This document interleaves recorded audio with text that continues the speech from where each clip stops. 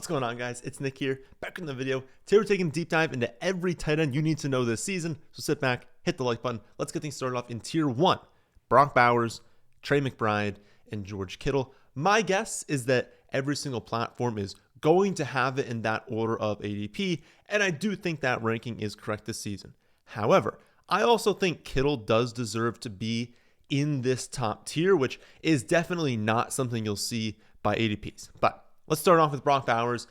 Still going to be 22 years old when the season starts, coming off the single best season ever for a rookie tight end. Gets a major quarterback upgrade going from Gardner Minshew, Aiden O'Connell, Desmond Ridder to Jonnu Smith, who's not like, the greatest quarterback of all time, but those are scrubs he was playing with, so Geno absolutely better than all of them by a decent chunk. The offense itself should be better, leading to a higher potential for touchdowns. Even in a season where you get lucky for touchdowns, if your team isn't scoring that much, it's difficult for you to hit a ceiling. They threw for just 19 touchdowns as a team last season. When you combine all the quarterbacks, they were 29th in points per game overall. So again, if that number goes up, he doesn't even have to necessarily get lucky. If they're just scoring a lot more, he can increase his touchdown total. That's going to be a good thing for Bowers. Now, the question is not really, should he be ranked first? I don't think there's that strong of an argument that someone else should be ranked and drafted first. I think most people, most websites are going to agree with that. I think the big question is more, should you take him in what sometimes will be the early second round, but let's just say for this video, like the mid-second round. That's in general where he's going to be going in a 12-team league, 10-team league that'll push into the late second round. So should you be taking him that early? My lean is to say it's not bad. If you're going to do that, you're not going to lose your league because of that. I don't think there's a world where he has a horrible season, he doesn't get hurt and is still 10th or 12th in points per game, that you're barely using him. That's just, that outcome doesn't really exist no matter what happens. So again, I don't think you'll lose because you did it, but I think it can cause your team to just be a little weaker than you're expecting. And so my lean is to say no. I probably wouldn't. If I was in my main redraft league, I probably wouldn't spend a mid or even a late second round pick on Brock Bowers this season. Running backs, wide receivers, they're still so good in that range that, again, my lean in the 12-team league is to just not take any tight end in round 2. Opportunity cost is just massive. They need to be the top scoring tight end by a good chunk. It can't even be their first in points per game by half a point. If you're going to take one in round 2, they got to just shatter the field. And even though I think Bowers, I think McBride as well, have a really good shot to do that, I certainly don't think either one of them is a lock to do that. Bowers is set up unbelievably well, though, but you got to think Genty, right? Genty is going to command a lot more touches than the running backs did last season. He's going to be used more in the red zone as well. He'll be more effective in that area. So even if they're scoring more, well, maybe Genty is taking a lot of the touchdowns that used to go to Bowers in the passing attack. They also added 2 wide receivers that they're pretty excited about. I don't think that either one of their wide receivers is going to be amazing, but they could be upgrades over what they had at 2, 3, 4 last season. They do still have Michael Mayer, who they're excited about. Again, this is not to say that Bowers is going to bust. That is just not going to happen. Just that they have other playmakers this season that are pretty decent, especially when you include Genty, that it's just possible we see a little bit of a lower target share than we're expecting to see. Still amazing, but lower than we're expecting, to where you can't really afford that outcome to occur if you're taking him in round 2. Historically, if you look at the data, it says that it is fine to take a tight end this early. That's only because of Travis Kelce. If this were prime Travis Kelce, sure, take him in round 2. And maybe Bowers ends up being that in his career. But Kelce was also playing with Patrick Mahomes, not Jonnu Smith, on Kansas City, not the Raiders. And so these are different situations. There's just a little bit too much risk for me. Again, I think he's 1, and I don't think there's an argument against him at 1, but I probably wouldn't take him where you have to take him in drafts. At tight end 2, we have Trey McBride. ADP is a little bit later, but it's really not that much later. He goes mostly at that 2-3 turn. Takeaway is very similar to Bowers. Yes, Trey McBride is awesome. I think that the chances that he has a bad season are extraordinarily low, but when you're factoring in opportunity cost, I do think it's a little bit too risky to take him this season. So I'm mostly going to pass on him because also I don't even think he's going to be the one. So to take what I think will be the second most valuable tight end in the late second to maybe early third, like at that turn, to me, like that is just too early to be taking the tight end too when we haven't seen a dominant season. Like last year was good. 147 targets through 16 weeks, 111 receptions, 1,146 yards, 2 touchdowns. It was a really good year, but it was not a season where you had to be drafting him at that 2-3 turn. And like, if you got that this season, that doesn't necessarily mean that you were like catapulted into the playoffs. Again, there are some amazing running backs and wide receivers going that range. So the opportunity cost is massive. Tough to know really what to make of this whole like touchdown variance thing with McBride. He only has 6 touchdowns on 221 receptions through 3 years. It seems like no matter how much they force him the football in the red zone, maybe he's just not a touchdown scorer. The only players in the entire NFL with more targets inside the 10-yard line last season, Trey McBride, were Jamar Chase, Devonta Adams, Amon-Ra St. Brown, T. Higgins, and Justin Jefferson. So you kind of look at it and you're like, why isn't he scoring? We'll kind of get to it. It's a similar thing with like Hunter Henry last season. We'll get to how that could be a little bit different later on. But it's like, are you not scoring because you're just super unlucky? He had the lowest among, I think it was among all players, but definitely among all tight ends, the lowest amount of like touchdown expectation from like where you're expected to where you actually finish. It was the widest gap among all players. I guess you could call that, again, being the most unlucky among all players. Or is it that he's just not a touchdown scorer? And I don't think we're going to really know the answer to that. If he goes out there again this season and he's still, top 6 in targets inside the 10-yard line and he comes away with 2 touchdowns again, we're probably going to be like, all right, maybe this guy just can't score touchdowns. So I really don't know what to make of that because you could look at that in 2 different ways. You could say, okay, what if he does score touchdowns? Like I think he was expected to score like 9.5 touchdowns last season and he scored 2 through the air, or a third on the ground.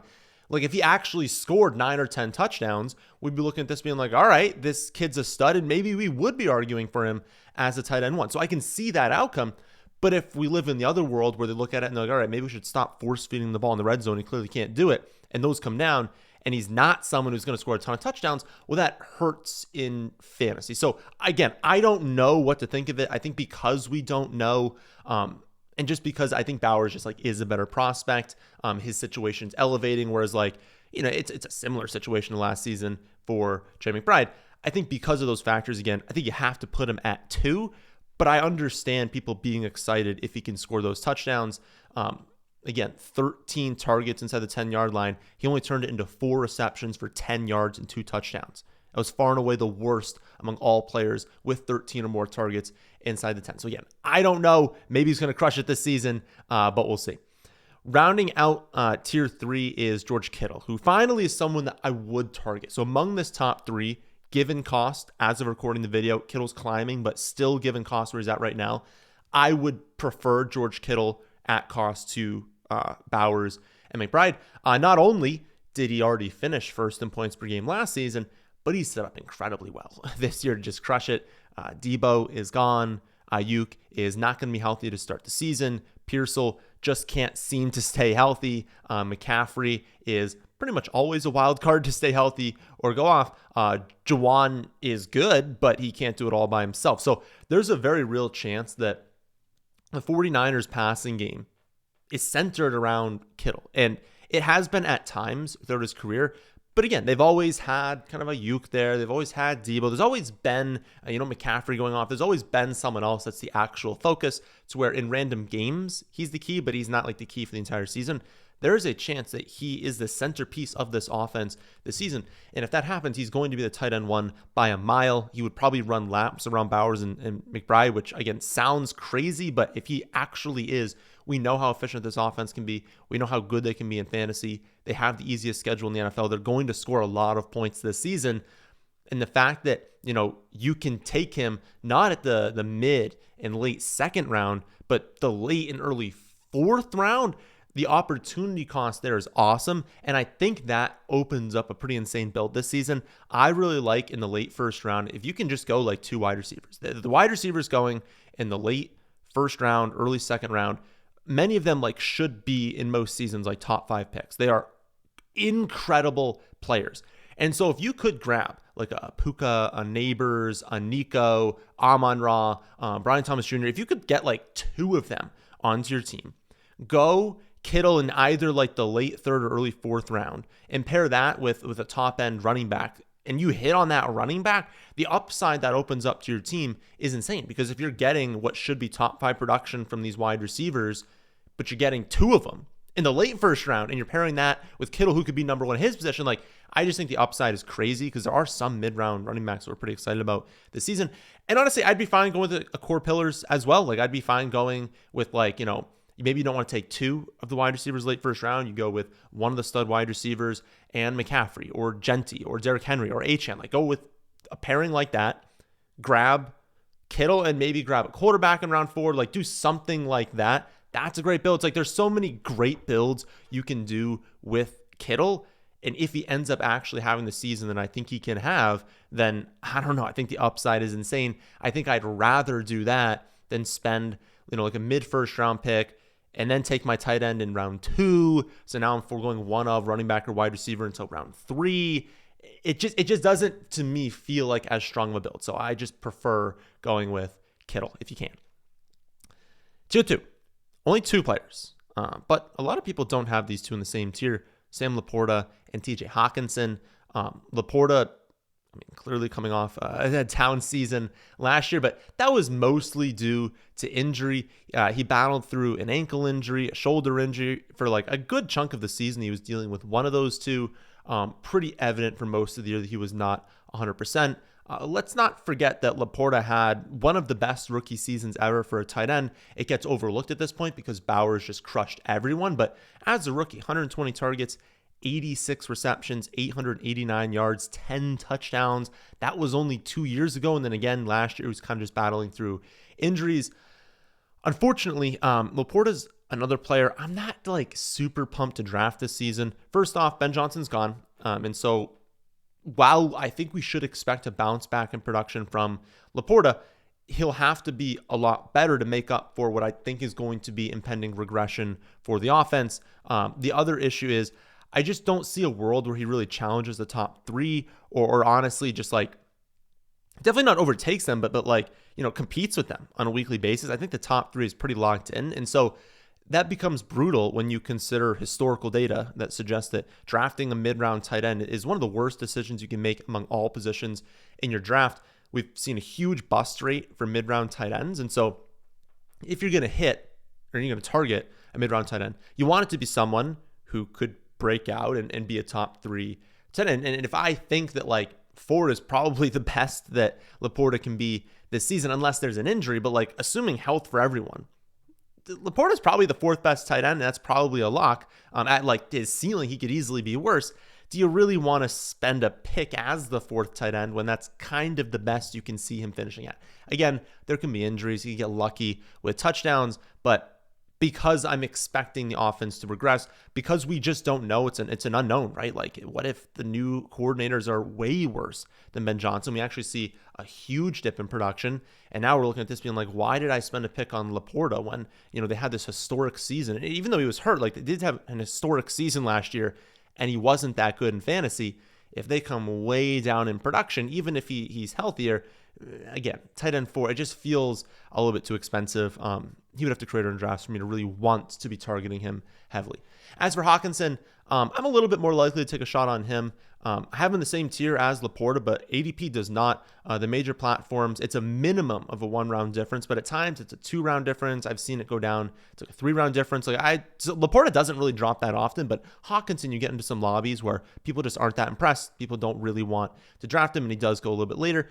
And again, I think they should be in the same tier. I think their value is relatively close. I still think LaPorta should be the top guy, but Hockenson had 86 receptions in 2022. He had 95 receptions through 14 and a half games in 2023 before tearing his ACL. So he was going off. He rehabs over the offseason, returns in week 9 last season, very slowly ramped up. He only hit a 70% snap share in 1 game. And yet, from his return on, even on limited snaps, he had a season-long pace of 71 receptions, 802 yards. Again, If he was playing full snaps, that's even better. That's coming off a torn ACL. You think he's going to be healthier this season. I think he's going to be good to go. I see no reason why McCarthy can't sustain or even potentially elevate the offense from what they did last season with Sam Darnold. And so if there is a mid-range tight end I'd go after, I do think it's Hockenson because, again, I want that ceiling. I want that chance that the player can push that top 3.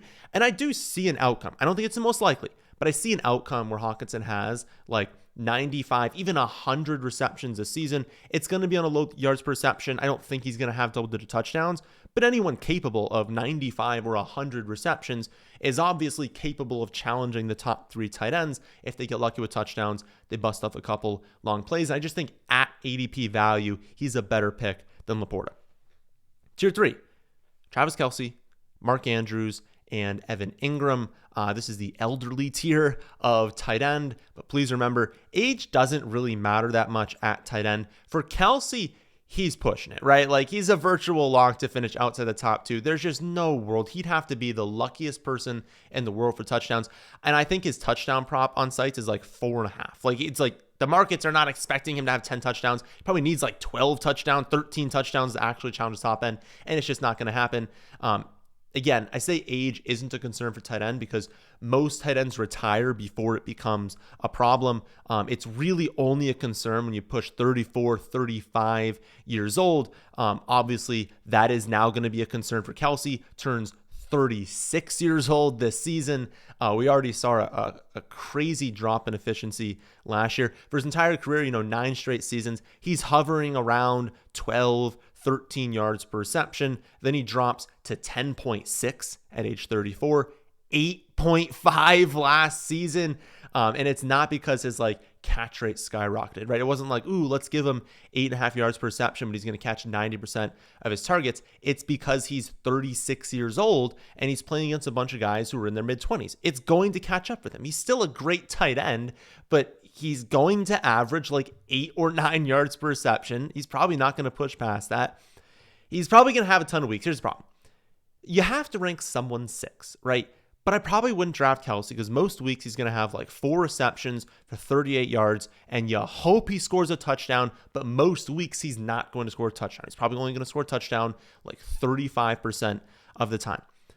You're going to regret passing on a better chance at hitting for league-winning running back or wide receiver as opposed to drafting Kelce. See him get 3, 4, 5 receptions for 30, 40, maybe sometimes 50 yards, randomly having a touchdown thrown in. You're going to be like, why didn't I wait 7 or 8 rounds later and just take someone who's basically doing this as well? The separation between Kelce and these other tight ends is probably not going to be that much. I think these 3 deserve to be in a new tier, but the difference between Kelce and some other guys going later is not going to be that wide, even with Rice probably being suspended for 4 or 5 games. I think it's so unlikely that Kelce actually challenges the top end. He's probably going to finish in this general range because he'll consistently be mediocre.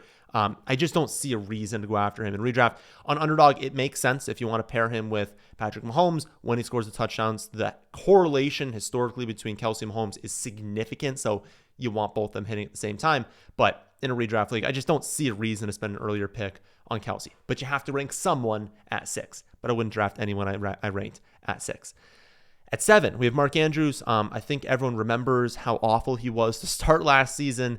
Through week 4, he was averaging 1.5 receptions for 16 yards per week, 0 touchdowns, had back-to-back weeks of 1 target, 0 receptions.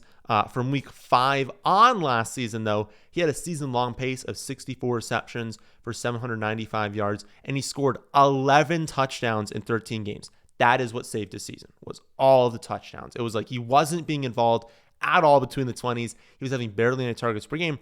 But when you're scoring a touchdown virtually every week, it's going to be good for you in fantasy as a tight end. I'm still not sure what happened to Open last season. My guess is that they lied about the car accident, that he was way more banged up than they said. I have no proof of that. Maybe it was randomness. Maybe it was something we still don't know about.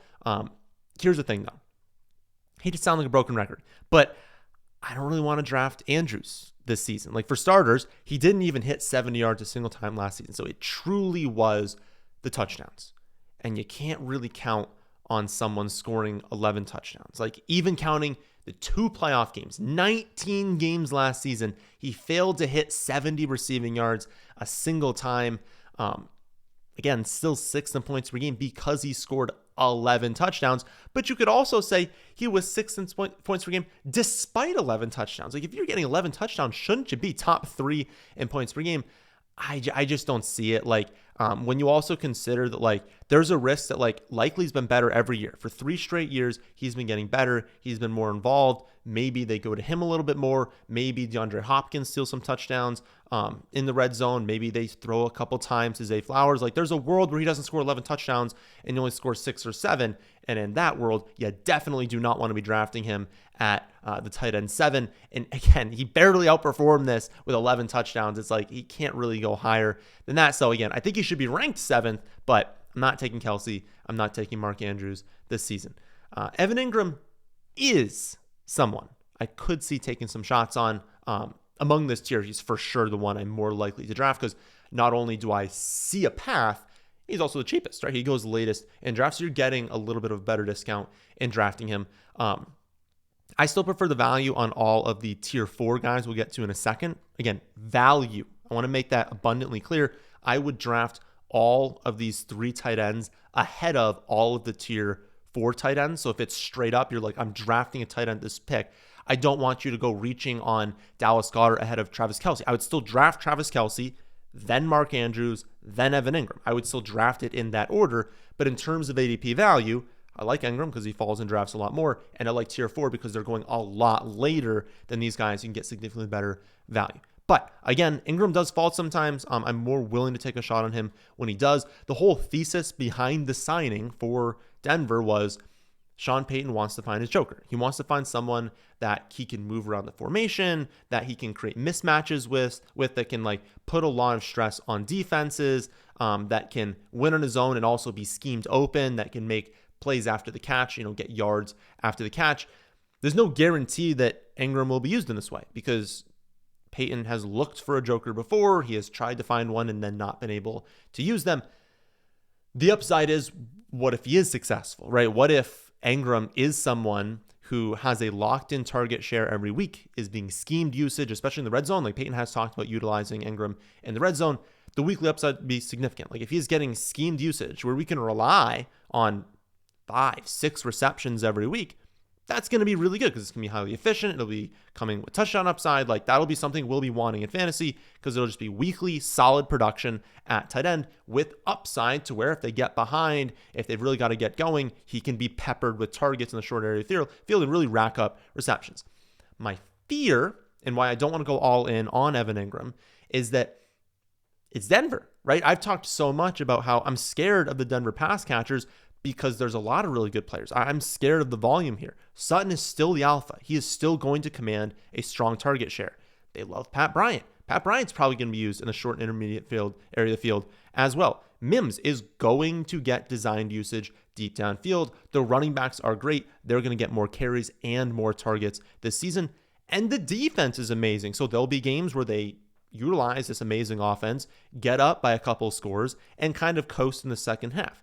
So even if Evan Engram does carve out a really nice role for himself, what do we actually think his ceiling for targets is? If everyone thinks that Sutton is a lock to repeat last season, you guys know I'm hesitant there. I still think he's going to be great, but I think he's probably going to pull back from what he did last season. Non-Sutton pass catchers last year had 414 total targets, and no single pass catcher commanded over 70, with no tight end commanding over 23. So if we really think the Broncos are going to be awesome, maybe the total targets even comes down. The best way to attack this team is probably through the running backs. They are probably going to see more carries. They can see touchdown variance shift in their direction. And we know that they can get more targets kind of sent their way because they're a little bit more talented. And there were a decent amount going to them last season. Historically, Payton also thrown to the running backs a lot. But when you look at Sutton, you look at Engram, you're like, where are the targets? Like if we think Sutton is going to be where he's near last season and we think the running backs get more, where are these extra targets coming from? The most targeted tight end last season was 23. The second most targeted player among all positions was 70. For Engram to really outperform this ADP, he's probably going to need more than 70 targets. And you're like, who exactly are you taking that from? If we also think Pat Bryant's getting more than little Jordan Humphrey, like, it's like, where are these targets coming from this team? Are they just going to be an insane team that's scoring 30 points per game? I mean, probably not as well. So again, I like it from like a theoretical standpoint, but when you start to do out the math, it's like, where are the targets coming from for Engram? Maybe he's also a player like Kelce, like Mark Andrews, that's probably going to be good, but is really unlikely to challenge the top 3 and maybe even challenge tier 2. And if historically it's not a good range to target for tight end, maybe you want to avoid it. So again, Engram's the one I think I'd have the most interest in if he can carve out that Joker role, but maybe that's something we'll learn over the summer. If it's not looking like that's going to happen, we cannot be drafting him this early, but we'll see. Tier 4, we have, again, my favorite tier target, Tyler Warren, David Njoku, Colston Loveland, Dallas Goedert, Tucker Kraft, and Jake Ferguson. This entire group is separated by 4.4 half PPR points. So if you have a strong take and you want to draft one of these players, go for it. Again, there is 4.4 total half PPR points over the entire season, separating Tyler Warren, the first tight end in tier 4, with Jake Ferguson, the last tight end in tier 4. So customize this grouping however you want. I like how I have it, but completely up to you what you want to do there. So first, tight end 9, Tyler Warren, won the Mackey Award, best tight end in college football last season, hauls in 104 receptions, 1,233 yards, 8 touchdowns, also runs for 218 yards and 4 more touchdowns. He was drafted 14th overall by the Colts this season. He's going to step right in to the tight end 1 role, will be heavily featured on offense. The biggest concern we're going to have here is play volume. There's going to be a camp battle between Anthony Richardson and Daniel Jones. And if Anthony Richardson wins, we know the play volume is going to be lower than it is on most teams. I also think that Warren is a tight end you probably have to take in a 2 tight end build, just because it's going to be tough trusting him in week 1. Like, we think he's going to have a good season, but in week 1, I have no idea.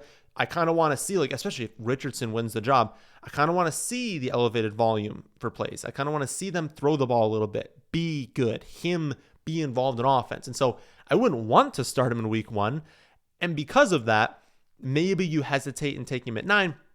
But as we'll get to, there's a lot of tight ends this season that are going to be pretty solid that you can easily use as a second tight end. So I don't think that's a huge risk, but it's something I definitely want to bring up, that if you draft him, you have to draft another, because I really don't want to be playing him in week 1. Hopefully, you bench him, he goes out there, he has like 6 for 60 and a touchdown, and you're like, let's go. I've got my tight end for the rest of the season. Like, that's the hope. But because it's a little risky, I don't know that I've necessarily been doing that. And I don't want it to seem like, again, I'm not pumped about his ceiling this season, because like this kid's a freak. He's a freak athlete, amazing target earner, great at creating yards after the catch. And so they're going to utilize him a lot in the screen game. I really do think he's going to have a very strong role on offense. I think, he can elevate this offense, give them another outlet in the short and intermediate end of the field. Hopefully Anthony Richardson doesn't just like chuck it. Like, hopefully, if he wins the job, he's not just firing fastballs to everyone he sees that's even 1 yard away. He's not chucking it 50 yards downfield every play. Like, hopefully you have Downs, you have Warren, that they can really get open short, and he starts to understand that he's allowed to take a 7-yard gain, and he doesn't have to get 25, 30 yards every play. Like, that's the hope, and I think that's kind of what they were looking for, and being like, we can drive the field a little bit more slowly than chucking it downfield every time. And again, if they can really be as good as I think the offense can be, we shouldn't be that scared of rookie tight ends anymore. It's something we've been avoiding for a long time, but teams are finally starting to really feature these tight ends. And given how early they drafted him, he is absolutely someone they plan on using this season. You don't draft a tight end this early in today's NFL if you don't plan on using him. He'll be great in the screen game. I think he's going to be a good tight end this season, but again, draft 2 if you get him. David Njoku at 10. He was actually 4th in points per game last season, but only played 11 games, so a slight grain of salt you have to take there. Over the last 3 years, though, he's been the tight end 9, 7, and 4 in points per game. So it's nice to see him finally being used. For the first, couple seasons of his career, it was always like, what are you doing? Like, why are you not throwing him the ball? He's a freak. He's super athletic. Just get him the ball moving across the field. It's not that difficult. They're finally starting to do that now. The massive risk here is quarterback play. Like, if you think the Colts quarterback is a big concern for Tyler Warren, I mean, let me introduce you to the Cleveland Browns cast of quarterbacks. Flacco, who you're hoping wins the job, which is crazy to say. He's going to be 41 in January. Joe Flacco, a 41-year-old, I guess 40 for most of the season. A 40-year-old Joe Flacco is who you're praying wins the job. That's how bad this group is. But he's not going to be the quarterback all season. You know for a fact the Browns going to be bad. They're not going to be scoring. And so there's no point in playing Flacco all season. So he's going to open the season. They're going to lose a bunch of games. Then they're going to shift to a combination of Dylan Gabriel, Shadur Sanders, and Kenny Pickett. Maybe I would think they maybe go with Gabriel and Sanders over Pickett because you know what Pickett is. So it's like, why? It's like, you know, the Flacco starts are wasted, but you also know you don't really want to throw Gabriel and Sanders out there if you don't think they're ready. So I get starting the season with Flacco.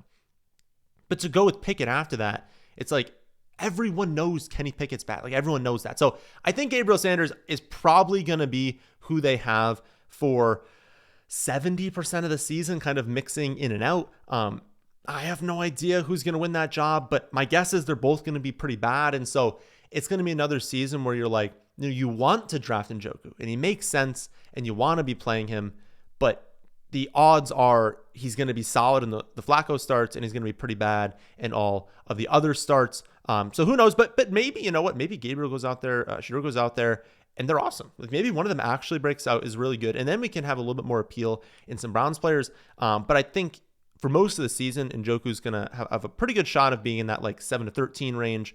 Probably not someone who's going to blow away this like top end of tight end. And so I think he's totally fine. Again, he's at 10 for me. Maybe someone you do pair with one of these rookies. I think that makes sense, especially if Flacco starts the season. That's going to probably be his best chance of being really good in fantasy to start the year. So draft a rookie, draft Njoku. You've got a nice little combination there. For most of the season, you're probably getting pretty annoyed at his lack of involvement and how bad Cleveland Browns are. You got to score touchdowns as a tight end, and I don't think the Browns are going to score many touchdowns this season. At 11, we have Colston Loveland. He was drafted 10th overall by the Bears this season. He did avoid starting the season on the PUP, so rehab seems to have gone well. We shouldn't be too concerned about his shoulder injury this season. Seems to have recovered well over the offseason. Also remember, like, Sam LaPorta, we were talking about that monster rookie season under Ben Johnson. He had a great rookie year. He broke out, and so the ceiling is absolutely there for Colston Loveland. He's an elite prospect. We know the Bears are going to throw the ball a ton. We know the play calling is going to be good. We know that they play in a brutal division, so even if we think the offense is going to be good, so are the other teams. The other teams have great offenses. They have good defense as well, so that's a concern, but there's going to be a lot of games this season where even if the Bears are scoring, they know they have to keep their foot on the gas. They know they need to score a lot of points. And so I think the biggest risk with Loveland isn't like how good he is, how involved he is. Really, I guess in a way how involved he is, but isn't how good he is, isn't his role as a tight end, isn't the play calling, isn't the situation. It's how good everyone else is. So that kind of says how involved he is from a total target standpoint. Odunze is a stud. DJ Moore is a stud. I don't think Burton's that good personally. I think he's kind of, he was overdrafted. I don't think he's that amazing a prospect, but some people think that he's a really good prospect. And so when you're trying to predict a breakout tight end, you don't love that there's two wide receivers that are really, really good ahead of them. It just makes it a little bit more difficult, right? Because there's only 100% target share. And so if I think DJ Moore and Odunze are going to command strong target shares, well, that means that Loveland is at best third, and it's at least a little nice when he could be second, could be first. That's just not going to happen this season. Maybe in the future years of his career, but not going to happen this season. So you don't love that, but I think he can compete with these guys. I think he can carve out a nice role for himself. He doesn't need to be the number one, target share player on his team to produce in an offense like this. If they get going, he could be a factor in the red zone. So I think he's still a great pick. I see him fall a lot in drafts too. Like, I don't know if people are scared of the shoulder injury. Like, I really wouldn't be concerned about that. He's going to be practicing very soon. He's going to be a stud. Like, I promise you, as soon as he goes back to practicing camp, his ADP is going to go up like half a round, maybe even a full round. So people are being a little bit too scared there. But yeah, I think the chances he breaks out and is like top three is still probably low. And realistically, it's probably low for every other player on this list. But because of the prospect he is, because of the potential of this situation, if the Bears really get going and he breaks out and he's as good as we think he is, he can like start to, especially later in the year, challenge that top end. So another player where it's like, maybe you want to draft someone else and hope that like in the first couple weeks he does break out, but like you don't need to rely on it. I think that's probably the play with these rookies. With these rookies, I really just wouldn't want to be playing them in week one. So take an Njoku, take some of the guys we'll talk about in a second, and take Warren, take Colston Loveland, because I think they're going to be better plays like mid and late into the year. At 12, we have Dallas Goedert. Since 2019, Goedert has been in points per game for tight ends 11, 9, 9, 5, 12, and 10. So getting him in this range is a good value. It's the low end of what we would expect him to produce on a weekly basis. People like to fade him because of the injuries, but to me, that makes no sense. He's struggled staying healthy, right? He's missed 5, 3, and 7 games over the last 3 years, but you don't have to play him when he's out. Like I don't understand what people don't get. When I say that, it's like, sure, if someone misses 4 games, you're not taking a 0. You're starting someone else. And so if you were planning on drafting 2 tight ends in this range anyways, then you get to start Dallas Goedert in the weeks that he's healthy. And you get to enjoy an ADP discount because he goes later than he should, given how he produces on a week-to-week basis, and his contingent upside if one of Brown or Smith gets injured. And then if he gets hurt, or your other tight end just breaks out in a big way and you want to use them when Goddard's healthy instead, you just start them, right? You're not taking a 0. There are streaming options every single week for a tight end. You should not worry at all about injuries. And there's nothing about Dallas Goedert that makes us think he's a lock to miss a month and a half this season. Like, he's been hurt in recent seasons, but there is nothing about him as a player that suggests he can't possibly stay healthy. And if he does stay healthy, he's going to outperform this ADP. So again, he's an amazing player to pair with one of these rookies. You start with Goedert, you know the production is going to be solid, and then you just see what happens with the rookies. And if they break out, you flip them over Goedert. Maybe you can trade Goedert, or maybe you can just kind of stream matchup. You can stream, with injuries, with bye weeks. You can kind of just like always have a tight end that you can play. I think that's a good strategy this season. At 13, we have Tucker Kraft. We were all over him as the best round 18 pick last season, provided us a ton of value at that ADP. This season, he's becoming a super popular pick, but it's not like he's not a better pick than he was last year. It's just that people are starting to understand that he was way overlooked last season, and they're talking themselves into taking him earlier and earlier. But he is someone that his ADP, like, he never falls in drafts. People are always willing to reach on him. And his ADP is a lot higher. He's not going in around 18 anymore. He's going in this general range. I think he's an awesome prospect. I talked last season about like he could be the next George Kittle. Like, I think that's the kind of player he could be. But let's not forget how run heavy this team was, especially in the second half last season. Let's not forget how many wide receivers they have. Like, they don't necessarily have a true alpha, but they have a very, very deep wide receiver room. A lot of players that are going to command a consistent, decent target share. They have Josh Jacobs, who will be used a ton on the ground and through the air. I think Lloyd steps up this season and is used as well. How many targets do we really think that Kraft is going to command this season? Like, I suppose, like, again, if we think that they are going to lean more pass heavy than they were last season, that's a small bump up. But it's going to be tough for him to get like a whole lot more targets than he had last season, because their wide receivers underperformed last season. Like, they didn't get what they wanted out of those guys. And so they went out and drafted Matthew Golden, who's a really good prospect and is going to command even more targets than what we saw from the room last year. Plus, you look at him last year, like, he was super lucky with touchdown variance. So it's likely things swing in the other direction this season. He's probably not going to be as lucky. He had 3 total targets inside the 10-yard line last season. 3.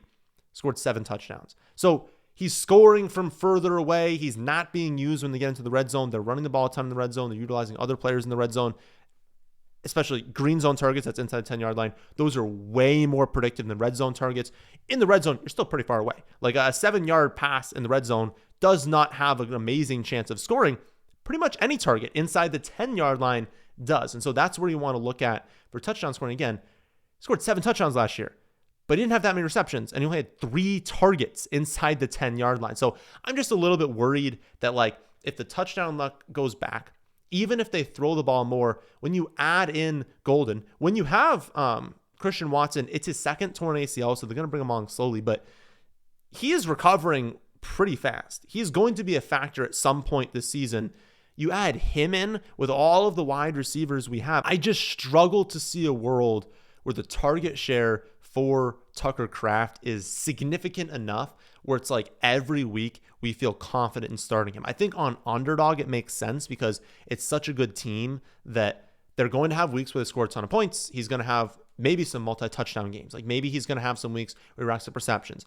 But for the vast majority of you in redraft leagues, for you to actually have to start him every week, I think there's going to be a lot of dud games, a lot of games where it's like, 2 for 30. That's probably honestly aggressive. Like 2 for 25, 3 for 35. Like a lot of those games. And maybe that's the case for a lot of players in this range, but I don't know. I'm just a little bit scared that people are expecting this huge breakout from a guy that it's like, where are those targets coming from? Final tight end in this tier, Jake Ferguson. 2023, he was 10th in expected and actual points per game. 2024, when Dak was healthy, 6th in expected points per game, 10th in actual. So he's been a top 10 tight end in that 6 to 10 range these past 2 years when he has his quarterback. And the Cowboys coaching staff has said numerous times this offseason that 2024 was a fluke for Ferguson.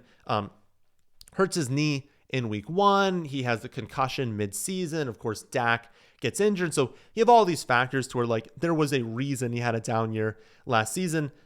I've shared my concerns about Schottenheimer at head coach. I'm a little worried that his offenses have rarely been very good over a very long career. But at the end of the day, they're going to be trailing a lot. I don't think the Cowboys are going to win a ton of games this season. I think their defense is going to fall apart. I think their offense is good, but I just don't think they're going to win a ton. I think there's going to be a lot of games in the second half where they're trailing. I think they're going to lean pass heavy normally, which means when they're trailing, they're going to go super pass heavy. I know that Dak is capable of throwing for a ton of yards in any given week. He can hit 400, 450 yards in a game. And I know that defenses are definitely going to key in on Lamb, but they're not going to be scared of George Pickens downfield. So that's going to kind of stretch things out, open up the middle of the field a little bit more. So Ferguson's never going to be a priority. He's going to see a lot more room than he has in recent seasons. He's fantastic at forcing missed tackles. He's actually a very athletic tight end. He's very good at football. Again, don't think the Cowboys as an NFL team are going to be that good, but I do think that their passing attack will be unleashed at times, and the upside that's going to create for Ferguson be significant. He was the single most targeted tight end in the red zone and the green zone in 2023, and only 4 wide receivers saw more targets inside the 10-yard line in 2023. If that sort of volume returns, he could have double-digit touchdowns. That was the reason that he had such a high expected points per game at times, was because every time they got in the red zone, they were looking his way. And so even when you add in George Pickens and maybe that takes them away, they're probably going to be in the red zone more often. So I think that's going to help. And again, there's so much passing volume on the Cowboys, and it's really only Lamb and Pickens. They don't really have a third wide receiver you're looking at. They're not like the Packers, where it's they've got 5 wide receivers that can all be used. And so if a couple of those guys break out, it's only Lamb and Ferguson. And if we don't trust their ground game either, they're not going to be able to run the ball that much. There's going to be a ton of passing to basically 3 players all season. And so I think he's probably my favorite tight end in this range because he also falls a ton. You'll see him at times go 2 rounds after someone like Tucker Kraft, maybe 3 rounds after someone like Jaylen Warren. And when that happens, that's what I'd want to be doing. Honestly, my goal in this tier would not be to be I think I can predict this tier the best. I think that, my take on this player is the best. I'm going to draft them first. That is not what I would do. What I would do in this tier is say, okay, here are all the guys. They're all on the board right now, and it's my pick. I think it's unlikely that all of these players are drafted before my next pick. So I'll wait around, reassess in the next round. Okay, they're still all there.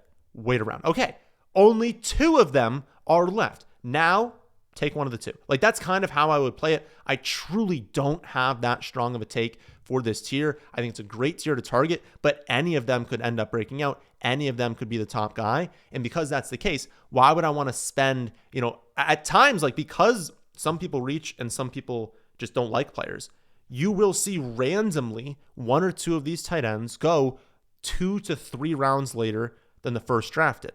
So be that person that gets them 2 to 3 rounds later, get the best ADP you can for whoever is last in this tier. It's a little unfortunate if you do risk it and you miss out.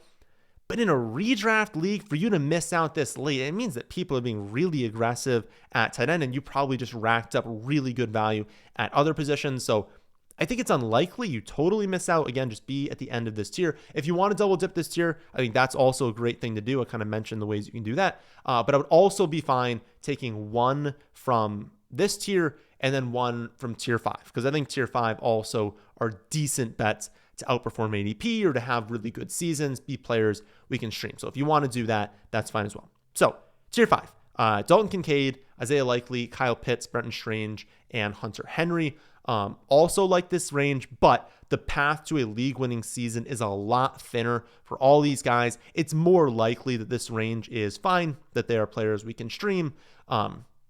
But again, really good as a second tight end if you want to target one in tier 4, or you don't feel confident in like, I don't even know, Kelce. Maybe you actually went after Kelce and you're like, don't love that. Let's maybe target another one. Again, that's probably why you wouldn't want to draft Kelce though, because you're still taking 2. We'll start off with Dalton Kincaid, 25th overall pick 2 years ago. Really strong rookie season, 73 receptions, 673 yards, and 2 touchdowns. Production fell off a cliff last season though, 44 receptions, 448 yards, 2 touchdowns. Coaching staff has made comments about the need for him to stay healthy. To his credit, that's something he's worked on this offseason. He's trying to get stronger so he can hold up to a full season in the NFL. I think the rationale for why Dalton Kincaid can work out as a player has always been clear. Like the thesis has always been there, right? He's a pass catching tight end playing with Josh Allen. If he can stay on the field and if he can get open, he's certainly going to have a ceiling in fantasy. Through 2 seasons, it's not looking amazing. Shakir's better over the middle of the field. They added Joshua Palmer this offseason to compete with Keon on the outside and command more targets. I think Kincaid is probably just worse than we thought he was.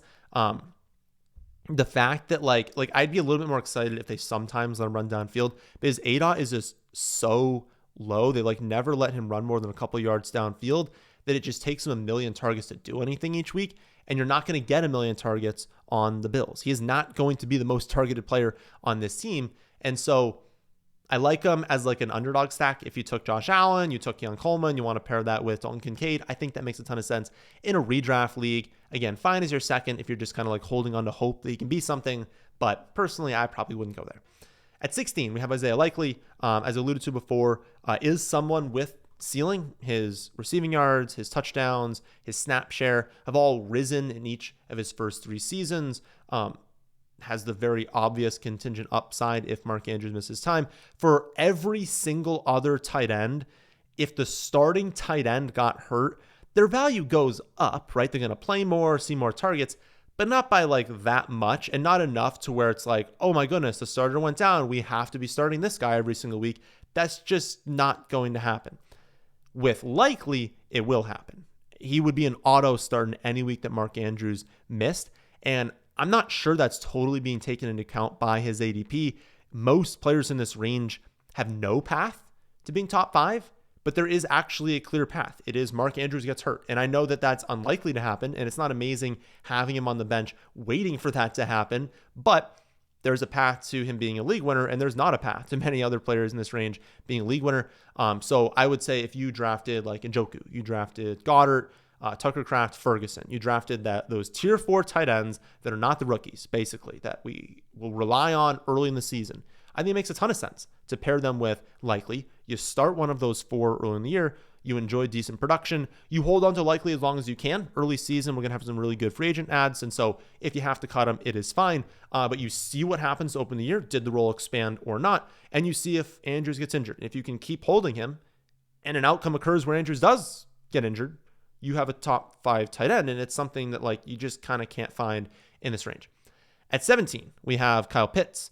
Pitts has had a backwards career for tight end in the NFL, seemingly peaking in year 1, might end up being the best season of his career, getting worse in every season since then. 68 receptions, over 1,000 yards as a 21-year-old rookie. Last season, 35.4 receiving yards per game.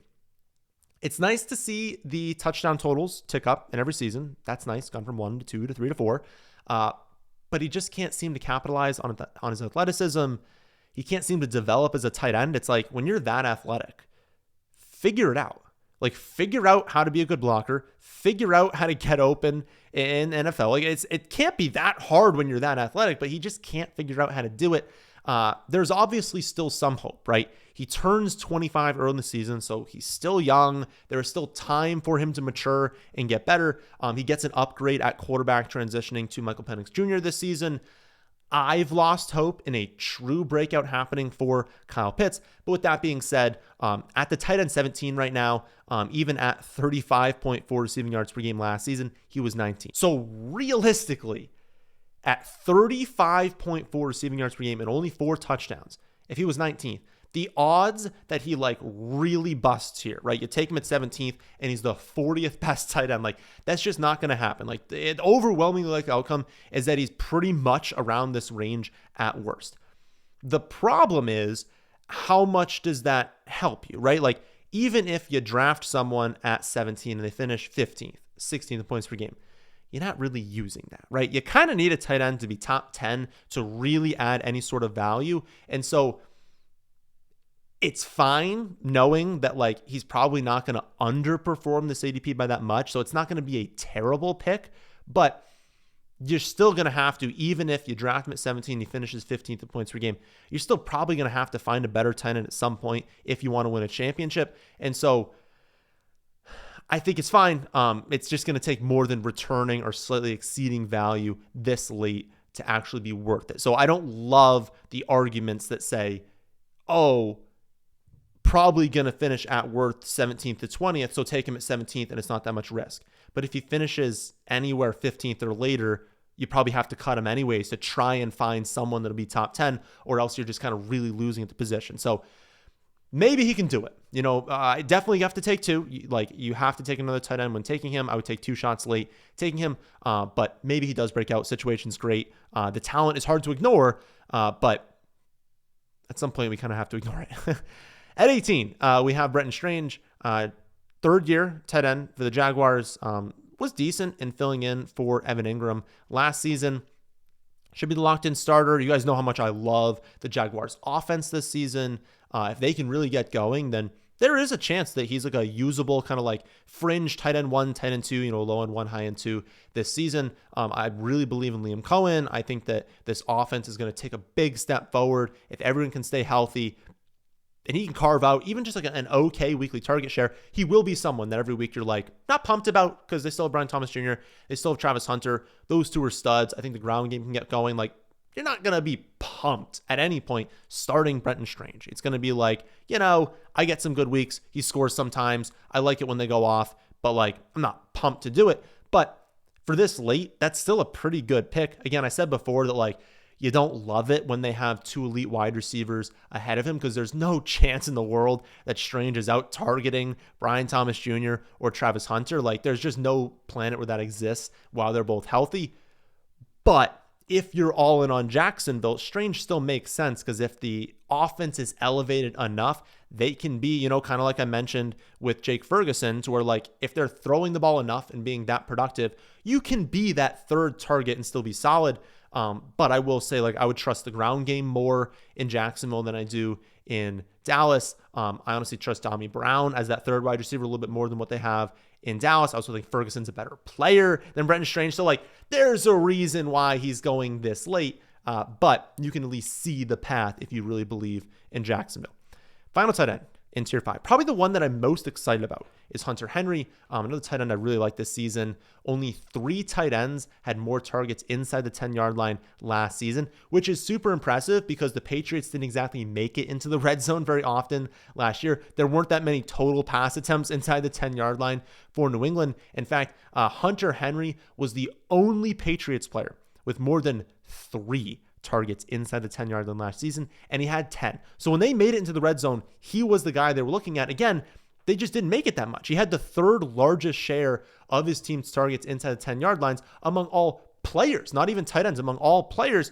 But the Patriots were bad, and they didn't make it into the 10-yard line last season. So if the Patriots are just scoring more often, are just driving down the field more, staying on the field, getting into the red zone more often, he does have significant touchdown upside this season. He was already 15th in points per game last season, but He was, if you only count the 9 games that Drake May started and finished, which Drake May is going to be the quarterback this season, he was actually 9th in points per game, despite only 2 touchdowns. And so obviously adding Diggs, adding Kyle Williams, adding Travion Henderson, the target share is going to drop. The involvement in the red zone, in the green zone is going to drop. That certainly is going to lower the chances that he breaks out. But again, in the 9 games that Drake May was quarterback last season, even getting unlucky with touchdowns on a team that did not get into the red zone very often, he was 9th. He was top 10. Again, we're trying to find this late a top 10 tight end. That's what you need to really be productive in fantasy.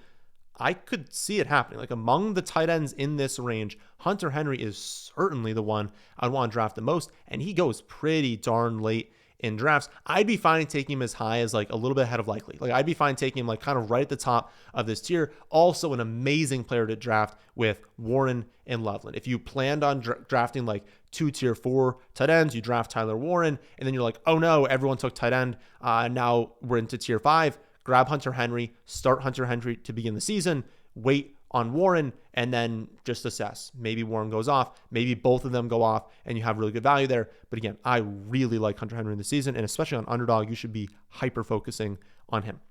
Tier 6, we have Gesicki, Jonnu Smith, Zach Ertz, and Elijah Arroyo. I'll be honest with you, for those of you in redraft leagues, you can mostly avoid this range. I think Gesicki and Arroyo are interesting for different reasons, which we'll go over, but if you are, scavenging for a tight end in this range, it better be because you're in like a 16-team league, you play in tight end premium, or it's best ball. For those of you in like a 10-team and 8-team redraft league, there's no way you should be in this range for tight end. If you have to go in this range though, I think again, Gesicki, Arroyo, interesting for different reasons. With Gesicki, it's that contingent upside. So it's not the same thing as likely because there's no tight end ahead of him that would get hurt, but it's Jamar Chase, it is T. Higgins.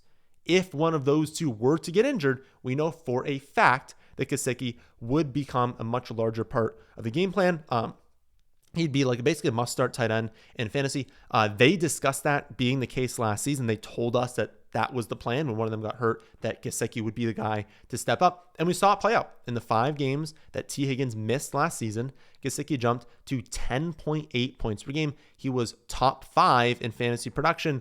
In the 12 other games, he averaged 4.6 points per game. That is obviously unstartable. So he basically goes from unstartable with those 2 healthy to top 5. And again, that's something like with likely, it's like there's not that many tight ends that actually have a top 5 ceiling. It's not going to be because of breakout. It's going to be because of an injury, but injuries can happen. And even if it only happens for a little bit, if he is someone that's on your bench, you see Chase going to miss a week, you can just chuck him in there because you know the production is going to be solid. Arroyo is more interesting from like a pure sleeper perspective. The Seahawks, of course, cut Noah Fant.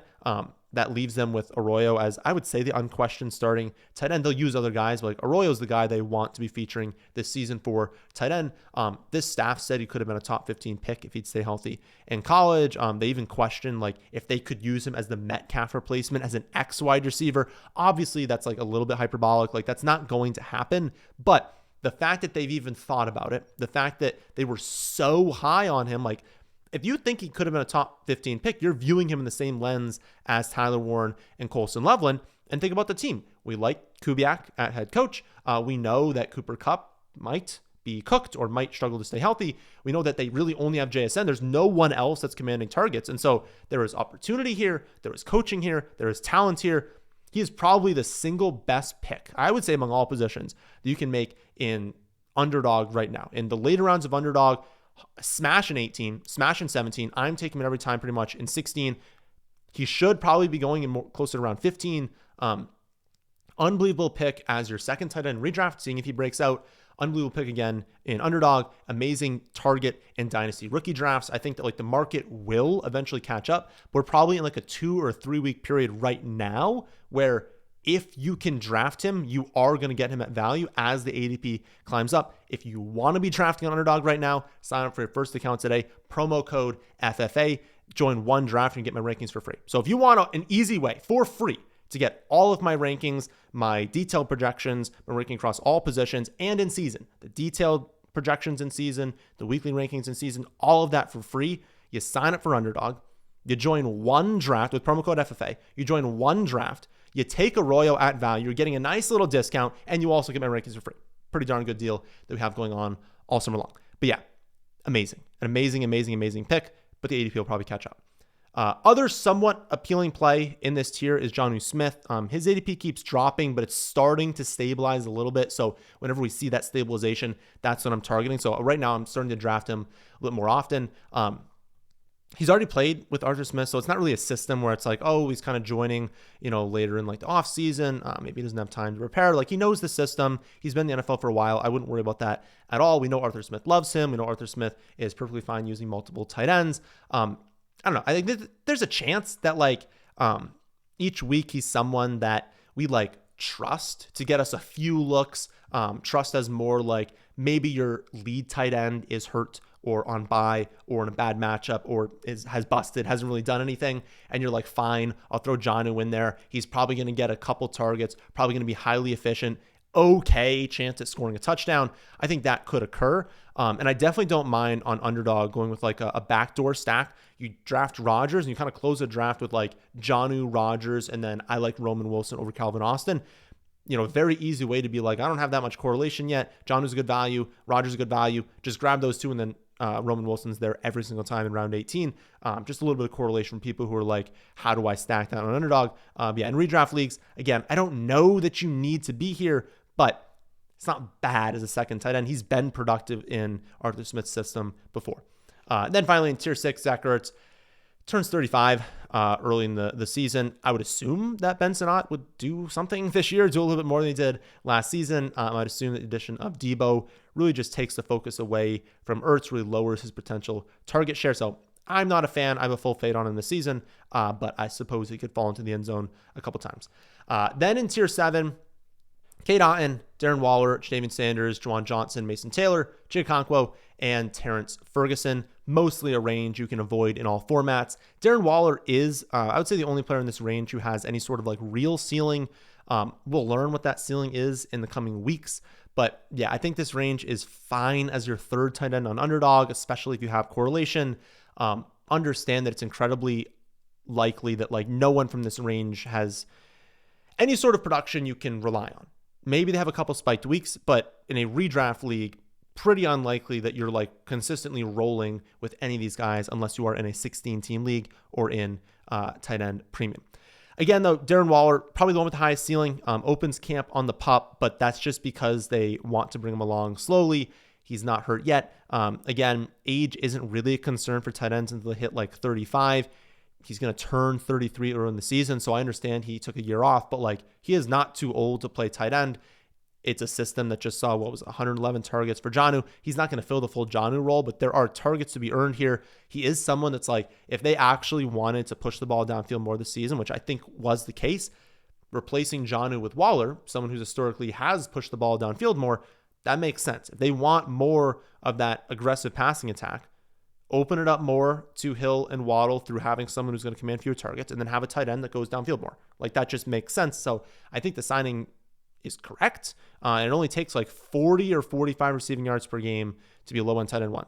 So there is a world where, again, it's not super likely, but there's a world where Waller does carve out enough of a role, is involved somewhat in the red zone to where he could be relied on as a low end one to a high end two, and going outside the top 25, that would be a good discount. I'd say the next most appealing is probably Jadavian Sanders. Solid athleticism, still really young, so has a chance to break out. Maybe the Panthers are going to get going this season. Tet's the alpha, but let's be honest, behind Tet, there's not really that much target competition. So if Sanders could carve out a 10 or a 12, maybe 13% target share, he could be someone you're streaming. I don't hate Juwan Johnson. They really like him, give him a ton of money for a new contract. Taysom Hill, not going to be healthy, definitely start the year. The longer that he takes to recover, the more weeks you have Juwan Johnson as that lead tight end. I just hate that the Saints are going to be trashed this season.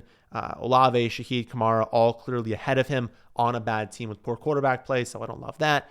Cade Otton, first in this tier, but I would say I really draft him. Same thing with Gesicki, where it's he gains all of his value through injury, and he did that last season. The issue is last year he had Evans and Godwin get hurt. So that's probably the best case scenario you could have had for Cade Otton, but now he needs Evans, Godwin, and Egbuka to get hurt. They also had Liam Cohen, right? Like Liam Cohen was great when you had injuries of scheming usage to his best players. And so when you had Evans out, when you had Godwin out, he's like, okay, Otton's now our best pass catcher. Let's scheme a lot of usage to him. Well, now not only is Cohen gone, so you don't know if that's going to happen, but you have another wide receiver and they're all now going to be back healthy.